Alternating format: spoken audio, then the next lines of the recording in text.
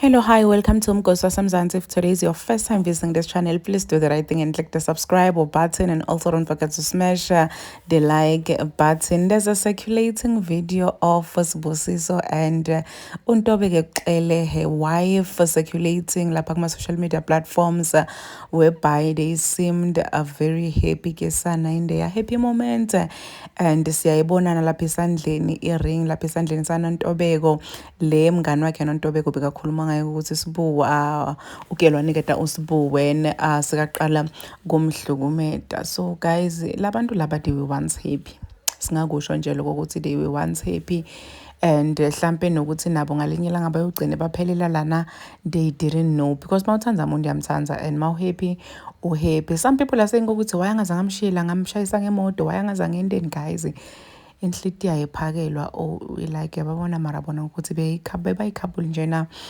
alenhle lifanelako futhi lenhle ngendlela lesimanga. Wangena Sathane Nkosi yami, wahlasela. May their soul rest in peace.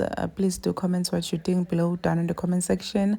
Don't forget to hit the notification bell so that you can be notified whenever I upload a new video. I'm signing out. Goodbye.